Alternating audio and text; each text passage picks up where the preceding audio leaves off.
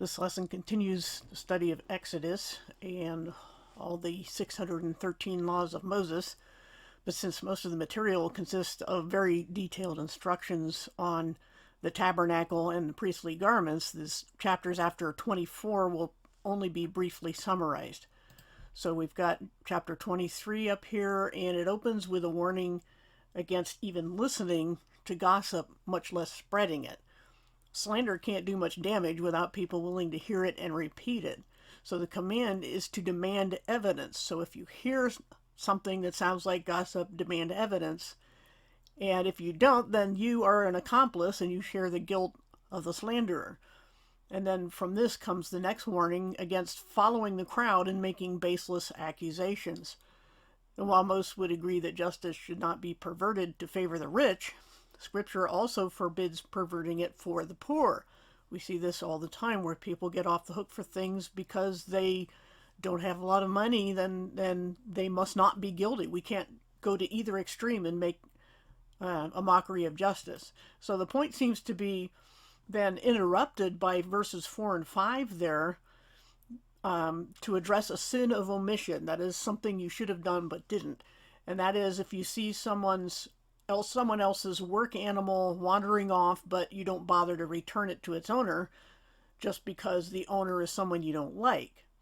The same applies if the animal is injured or overburdened, it can't stand up, and the person you don't like is trying to help the animal up, and you do nothing to help. You don't lift a finger because that's your enemy and you don't care about their animal. So the Bible is being very practical and fair and just in these things. And then down in verse 6, it's back to partiality in a court of law, basically, but the flip side of it, just as it's wrong to side with the poor in a trial, even though the poor person is guilty, so also is it wrong to falsely condemn the poor when they're innocent just because you can get away with it. And that is far more common. We have, especially in the Western world today, we have people taking advantage of the poor because they know they can't afford a lawyer and get off the hook, so they settle. So the point is that no one should be wrongly acquitted or condemned because of their social standing or wealth or anything like that. And more than that, the common practice of accepting bribes is forbidden here. And this would apply even to foreigners, which was quite unusual in the ancient Near East and even the modern Near East and a lot of other places. Bribes are common, especially in those cultures. And the Bible has been forbidding this for thousands of years. Now we go down to verse 10. And this section is usually thought of as more of a religious law, but it has very practical benefits for society. Not only is every seventh day a Sabbath rest for people and animals, so also is every seventh year a Sabbath rest for the land itself. The land has a chance to rebuild its nutrients, and the wild animals and poor people can glean whatever grows on its own. It just isn't tilled or processed in the usual way that farmers would do. Failure to observe this command would eventually lead Israel being deported to Babylon for the number of Sabbath years the land had been robbed of. And that turned out to be 70 years total, which is how the prophet Daniel knew that the time had come for Israel to return to the promised land when, if you look in the book of Daniel, where he says that he was reading Jeremiah and it occurred to him that that time was almost up. So God will have his Sabbath rest that he demanded for the land, and even if it means deporting the whole country, so they'll leave it alone. So that's what that was all about from our perspective, will be as far as we haven't got to that in the scriptures yet. But then we go down here to verse 13. And the text kind of abruptly seems to turn to remind the people not to speak the names of other gods, and then it begins a section on annual religious feasts. So we're turning completely to things that are strictly religious observances. And there's a link in the description for details and dates on all the eventual feasts, but only 3 of them are mentioned here, that being Passover, and the second unleavened bread that begins the day after Passover and lasts for 7 days, or the day of Passover, and then Tabernacles or Booths, the Feast of Tabernacles, or the Feast of Booths, is said here to be at the end of the year, But in Leviticus 23:24 or 34, it says it's in the 7th month. So we have to take year in this passage to refer to the end of the harvest season. So late September, early October, and that's the end. That's the harvest time. And I think, I'm not positive, but I think this is also why they have in Israel, at least not in this era that we're looking at, but later, developed two calendars, and one of them begins in the fall. So then they call that the head of the year. And they call that a civil calendar, but it doesn't make much sense to me because it is a religious calendar just as much, since this is said to be the end of the year, so it would also be the beginning of the next. And but actually, if you just look at the context, it means the end of the season, the end of the growing year. So now let's look down at verse 17.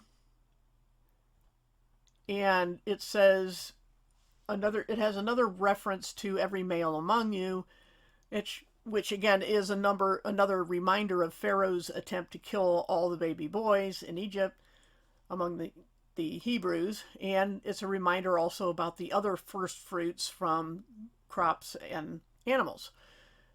And then to this is added the stipulation that a lamb must not be boiled in its mother's milk, and we can only speculate on the meaning, why it's put there, and why, what it symbolizes. And there's all sorts of speculation, but the scriptures really don't say a lot about that. It's a rule for some reason.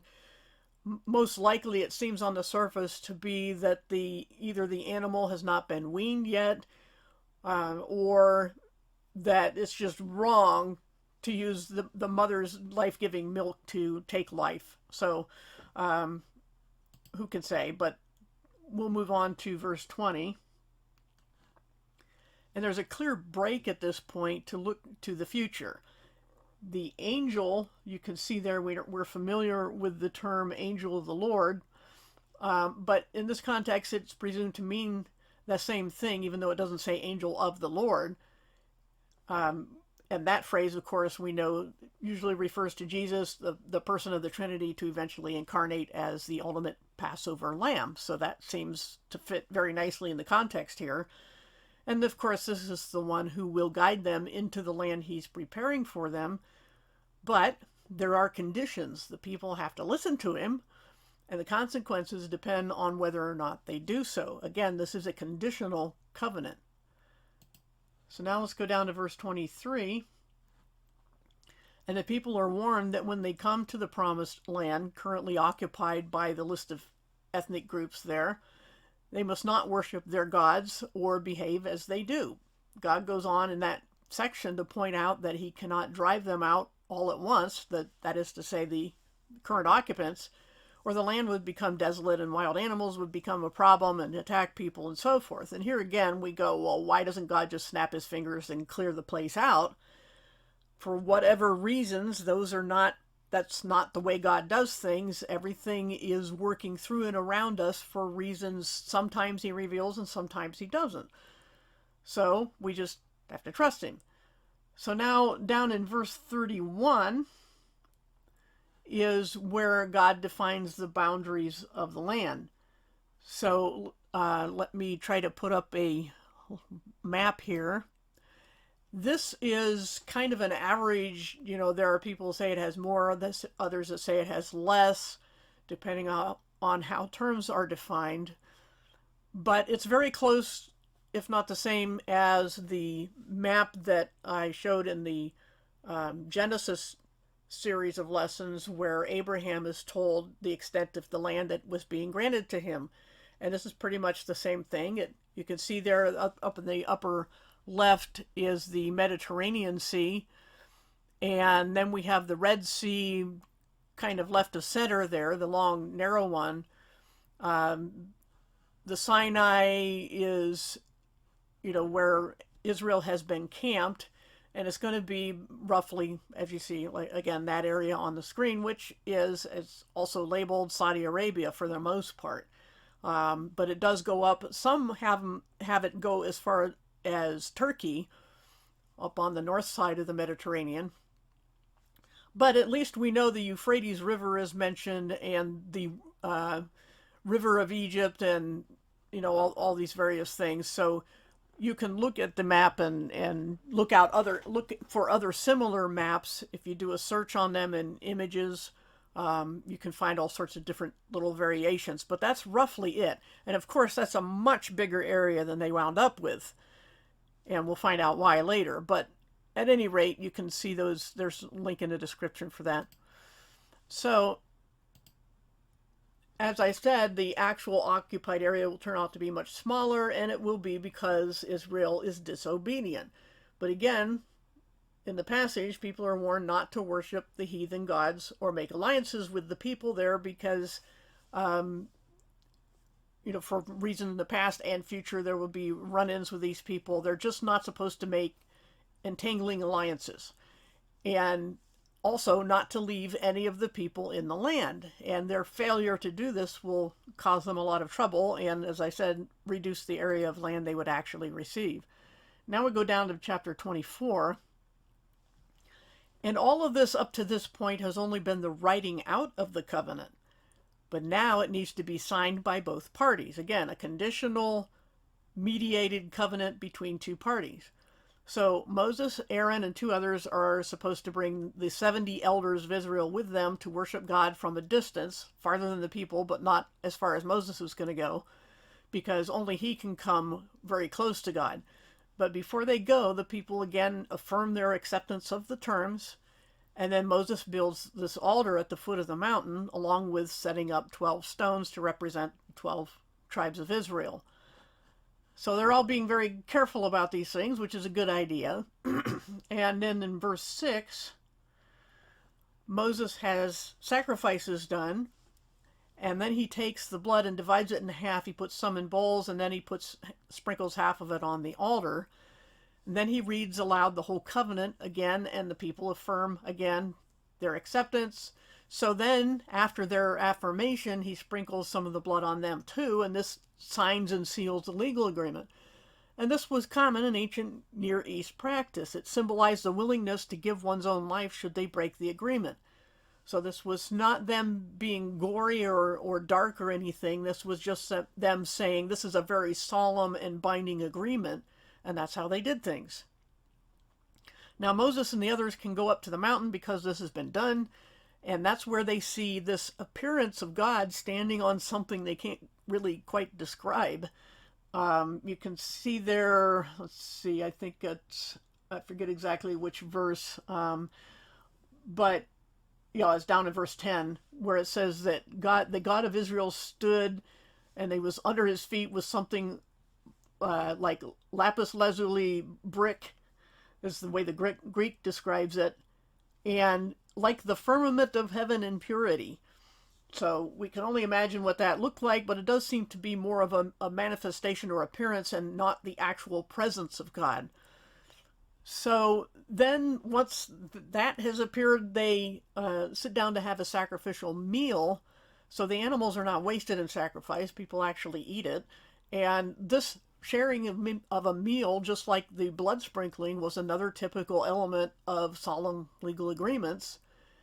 And this would be especially important involving a deity of whatever culture. So, again, not uncommon, and again, not borrowing. This is just how things were done and how you did treaties and covenants in those days. So then down to verse 12. And Moses has gone on ahead, and he only brings Joshua with him, and they're going to receive the stone tablets of the law. They leave the elders in the care of Aaron and Hur, and all of them are to watch over the people while Moses and Joshua are gone. So at this time, those others go back, and then Moses and Joshua go on, and it says that the glory of God covers the mountain like a cloud for 6 days. And then on the 7th day, God calls to Moses, at which time this glory of God becomes more like an intense fire. So Moses goes into that, was a brave guy, because all the other people were so afraid before that they asked him to be their intermediary. And he stays there for 40 days. No, there's a lot that God has to tell him, but it's going to take 40 days. And there's a lot of other things that can go wrong in those 40 days outside of that. So down in chapter 25, it says that God begins to give instructions on furnishing the sanctuary or tabernacle, which was a portable temple to be set up according to very precise specifications, and it would be made with the finest materials. And this was to impress upon the people that God was among them per the covenant both parties had just agreed to. And it was served as kind of a throne room for official meetings. This is the place where people would go to talk to God. And the people did ask for a mediator, as I just mentioned, so this would be the point or place at which such mediation would take place. So they can't always be going to some, flaming mountain with loud trumpet sounds. So then down in verse 9 or 10, depending on, they have dual numbers here when there's some discrepancies. And the centerpiece of the tabernacle would be the famous Ark of the Covenant, whose description you could read in this section through verse 24. The Ark, as depicted in Raiders of the Lost Ark, really wasn't all that bad. It was a pretty good facsimile. And the passage goes on to describe all the various utensils and equipment and so forth needed for various ceremonies and sacrifices as well. Now, the specifications are going to go on through, I'm just going to roll this real quick, through chapter 26 into chapter 27. You're free to read through all those details if you like. And this is where the altar itself is described in this chapter 27. And then God adds that there's a courtyard area around the actual temple part. And it, even though it's a courtyard, has the same quality of materials and attention to detail. So nothing is held to be of low or base quality, even though it isn't the main part of the temple. And then we go to chapter 28. And here is where God turns to the matter of a priesthood, composed of Aaron and his sons. Aaron was likely chosen because he had already been functioning as a mediator for Moses, so it seemed natural, and he was with Moses all these times and speaking for him, so God chooses Aaron and his sons to be the first priests. The priests are assigned special garments of very high quality and precise detail, and certainly on a par with everything else associated with the tabernacle. And the description goes on for quite a long time. Now, Constable's notes, again linked in the description, has a lot of material on all this and all the symbolism and the materials and so forth, and you can check the links for also descriptions of artist conceptions of how this was all laid out. And then we go to chapter 29. 28 was pretty long. And this is where the ceremonies for consecrating the priests are described. But they will actually be described in more detail in Leviticus 8. So you can check there if you want. And then chapter 30, again, a pretty good distance away, continues with additional articles and utensils for the service in the tabernacle, and also rules for financing its upkeep. This stuff isn't cheap, and it needs maintenance, and people with skill have to take care of it. So God sets up a way to deal with that. And then chapter 31 is where God selects skilled workers for its construction, and the language there seems to indicate not only that they had skill, but that God also gave them special skill to do this work. And you can see in if we go down to verse 12, that's where God turns back from the priesthood to the people, who are reminded to honor the Sabbaths, and that the penalty for failing to do so is death. This is God, and he's to be taken seriously and honored as the one to whom everyone owes their life. So, strong penalty. It doesn't make sense to us, but again, that's why God has to be harsh sometimes and extreme, because we just don't get it.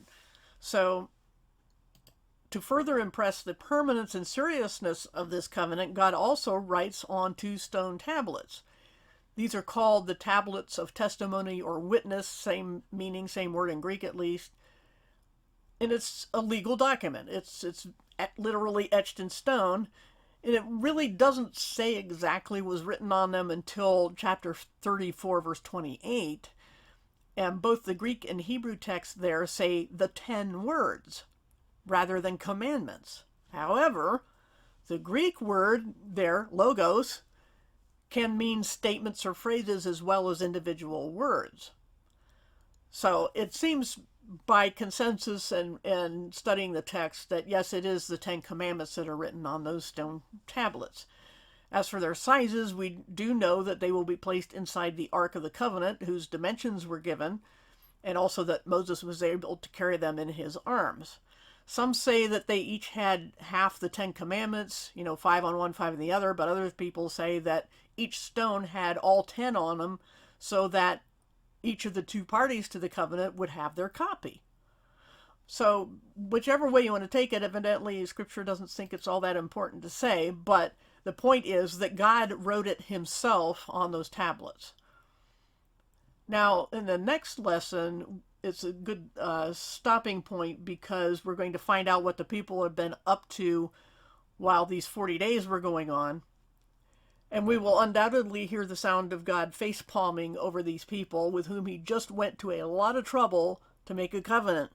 And they agreed and agreed and agreed, and they did all these ceremonies, and nobody died for touching the mountain or doing anything. They were very, very good. But we know how long those things last. But why did he go at all that trouble, especially knowing how these people are? As we're told in Hebrews 8:5 and 9:23, the earthly temple and everything about it had to be made precisely as God instructed because they represented what is in heaven. That's the reason for all this detail, all this work, and all this costly material, and following very precise instructions because they represent something going on in heaven. There is a temple there. You can read more about that in Revelation, about all the precious gems that the Apostle John is trying to use as a comparison for what he's seeing. And gold is pure as transparent as glass, and so forth. And so we can only imagine there is a temple there. It will be brought down to earth eventually. But for the time being, the earthly temple was supposed to be a facsimile to represent it, and it had to be done exactly so. So that's why God goes into all that detail. But, as we'll find out, things always go wrong. Not God's fault. But we have to trust him for having reasons for all this, and that, knowing he's gone to all this trouble and people are going to pretty much throw it away anyhow, but he does what he does because he makes promises and he keeps them, and that's why he's still not done with the physical nation of Israel. We just have to trust him, and that's what it always boils down to. Even then, even though the quote-unquote concept of salvation didn't mean then what it means now, because most of the time, if you look at the promises that I think I mentioned in earlier lessons, what God promised to Abraham and what he's promising to the people here has very little to do with the afterlife. People aren't talking about death and the grave. They're talking about how things are on this earth and physical geography that can be identified by rivers and such. So, as I've mentioned before, this concept of the afterlife really wasn't central to what any of these patriarchs were going through. Of course, everybody, as I mentioned, knew there was an afterlife and that they would see God again after their death, but really not a lot of detail about it. And this conditional covenant has everything to do with the here and now. But they do have eternal consequences, but right now, God is not as concerned with that. He's concerned with how things are happening in this realm where we were created to live. So next time we'll find out how fast and far Israel can go after they've gone to all this trouble and seen all these miracles.